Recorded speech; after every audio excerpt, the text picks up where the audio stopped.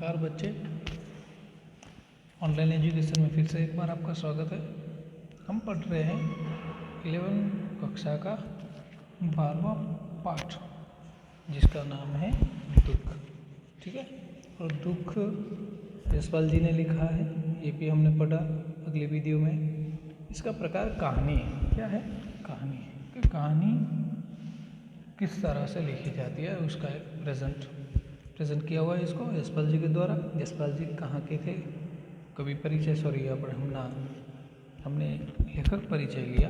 अब हम आज स्टार्ट करने वाले हैं अपनी कहानी में क्या है, चलो देखते हैं। ठीक है, पहले ही शब्द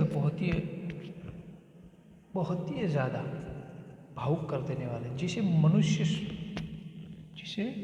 मनुष्य सर्वापेक्षा अपना समझ भरोसा करता है। जब उसी ने अपमान और तिरस्कार प्राप्त हो, तब मन वितृष्णा से भर जाता है, एकदम मर जाने की इच्छा होने लगती है। इसे शब्दों में बताना असंभव सा है, ऐसा कुछ शुरुआत में कहा। घटना कुछ ऐसी है कि कोई मनुष्य है, यशपाल जी कहते हैं, अगर उसको किसी पर अत्यधिक बहुत ज़्यादा सर्वापेक्षा अपना सब कुछ मानकर भरोसा करता है, वही इंसान, वही उसका अपमान और तिरस्कार करता हो, तो जिसका अपमान हो रहा है ना, वो ऐसा मानता है कि यार, तब तो उसका जो मन होता है ना, वो वितृष्णा से, वैराग्य से भर जाता है कि यार, मैंने इतना इसके लिए कुछ किया, लेकिन ये तो इसके लिए तो मेरा कुछ भी नहीं, मेरा कोई एक रिस्पेक्ट होनी चाहिए, मेरा सम्मान होना चाहिए, ऐसा कुछ नहीं। उसको तिरस्कार और अपमान मिलता है। ये देख के ना, इस दृश्य को नज़र में रख के यशपाल जी कहते हैं कि जिसे मनुष्य सर्वापेक्षा अपना समझकर भरोसा करता है, जब उसी से ही अपमान और तिरस्कार प्राप्त हो, तो स्वाभाविक है कि मनुष्य जो भी हो, उसका मन कैसा हो जाता है? वितृष्णा से भर जाता है, यानी कि वैराग्य से भर जाता है, एकदम मर जाने की इच्छा होने लगती है। और ये ऐसा एक परिस्थिति है जिसे हम शब्दों में उसे कह नहीं सकते कि कितना दर्द होता होगा उस। घटना कुछ ऐसी है कि दिलीप नामक एक आदमी है। दिलीप ने हेमा को पूर्ण स्वतंत्रता दी थी और उसका कितना आदर करता था। ये दृश्य दिलीप के मन में चल रहा है कि हेमा के जो है उसकी पत्नी है, और हेमा और दिलीप में कुछ अनबन बनती है। इसकी वजह से उनको ऐसा फील हो रहा है कि इसको दिलीप को, और दिलीप के बारे में यशपाल जी लिखते हैं कि दिलीप ने हेमा को पूर्ण स्वतंत्रता दे रखी, आज़ादी, फ्रीडम। वो उसका कितना आदर करता था। दिलीप जो है वो हेमा का बहुत ही आदर करता था। स्त्री का सम्मान करना बहुत बड़ी चीज़ है और माननी भी चाहिए। कितनी आंतरिकता से वो उसके प्रति अनुरक्त था, दिल से वो उसको सम्मानित करता था, कितनी आंतरिकता से, अंदर ही भाग से उसको प्रोत्साहित करता था। बहुत से लोग इसे अति कहेंगे।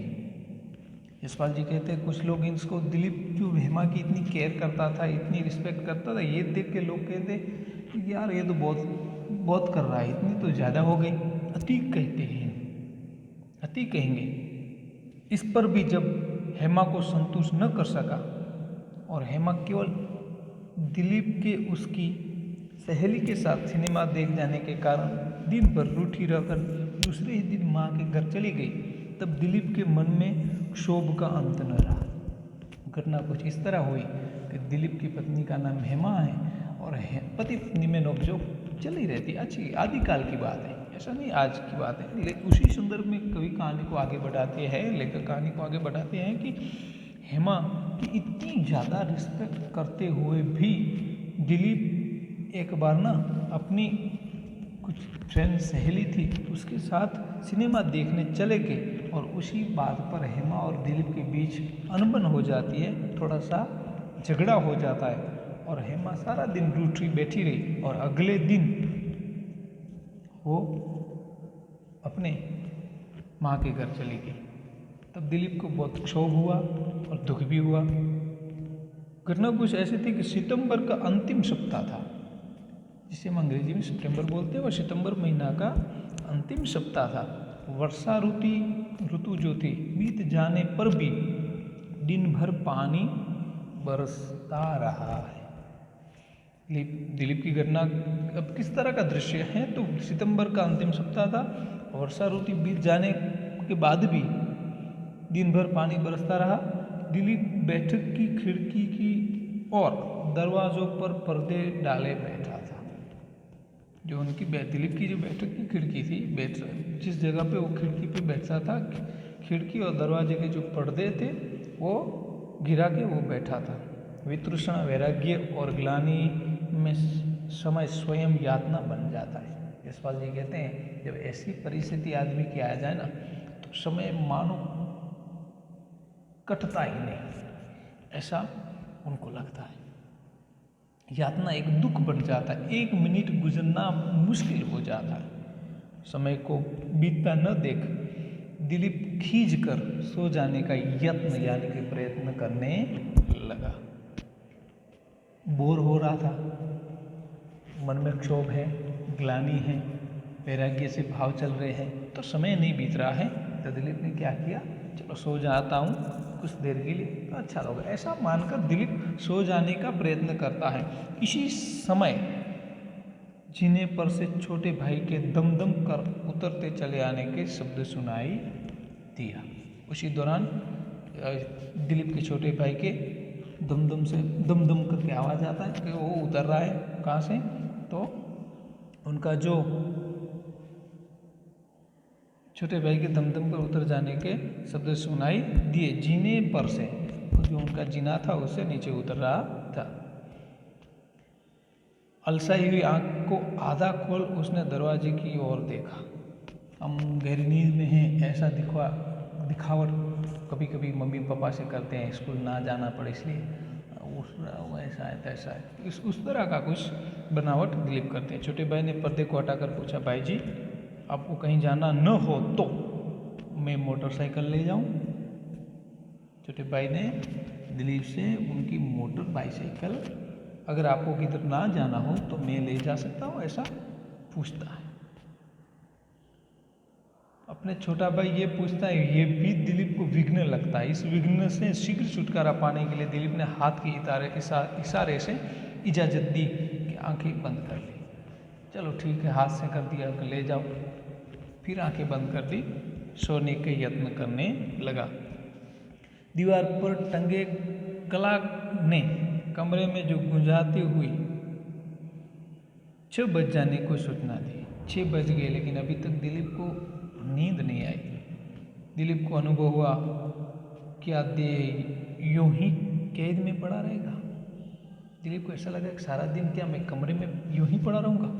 उठकर खिड़की का पर्दा हटाकर देखा, बारिश थम गई थी। अब उसे दूसरा भय हुआ, कोई भी बैठेगा और अप्रिय चर्चा जला देगा। अब दिलीप को ऐसा लगा कि शाम होने को आई है, 6 बज गए, चलो अगर मैं इधर बैठ गया तो कोई और आ जाए। छोटा भाई तो चलो ठीक है चला गया, बारिश भी बंद हो गई है, कोई और आएगा और अपनी कथा लेके बैठ जाएगा मेरे सामने, फिर बोर हो जाऊंगा। इससे तो अच्छा है कुछ और सोचो। ऐसी अनबन उसके दिमाग में चल रही है।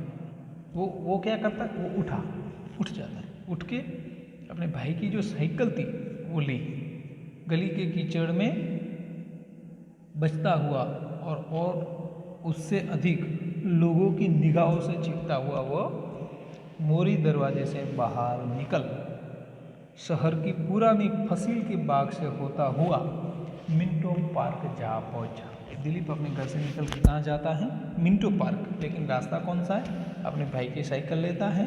साइकिल लेके गली में जो कीचड़ है उस कीचड़ से बचता और कीचड़ से ज़्यादा लोगों की निगाहों से चिपता छिपाता हुआ वो मोरी दरवाजे से बाहर निकलता है। और मोरी दरवाजे से बाहर निकलता है, जो निकलते ही शहर की जो पुरानी फसील है पुरानी फसील के बाग से, पुरानी फसील का जो बाग है उस जगह को पार करके वो मिंटो पार्क में पहुंचता है। उस लम्हे चौड़े मैदानों में पानी से भरी घास पर पछुआ के तेज झोंकों में ठिठुरने के लिए उस समय कौन आता। और ऐसी सर्द मौसम थी और ऐसे मौसम में पछुआ के तेज झोंकों में ठिठुरने के लिए कौन आता। किसको बीमार होना है जो ऐसे ठंडे मौसम में घर से बाहर निकले। यानी कि बाग पूरा, पार्क जो था, बाग जो था पूरा खाली था। हमारे नायक, इस कहानी के जो नायक हैं दिलीप, वो कहाँ आ पहुँचे हैं, मिंटो पार्क में आ पहुँचे हैं। अब इसके आगे स्टोरी हम अगले वीडियो में पढ़ेंगे। तब तक के लिए ये वीडियो पढ़ना है और इसके पढ़े जाने के बाद इसमें कुछ प्रश्न बनते हैं, वो किस तरह से बनते हैं वो देखना है। मान लीजिए दिलीप कहाँ से गुजरता हुआ पार्क पहुँचता है, इस तरह का प्रश्न बनता है। एक दिलीप का मनोस्थिति क्या है, वो क्या सोच रहा है, उसके बारे में। दिलीप की पत्नी का नाम क्या है और वो क्यों इससे रूठी है, किस वजह से रूठी है। तो बहुत सारे प्रश्न बनते हैं इसमें भी।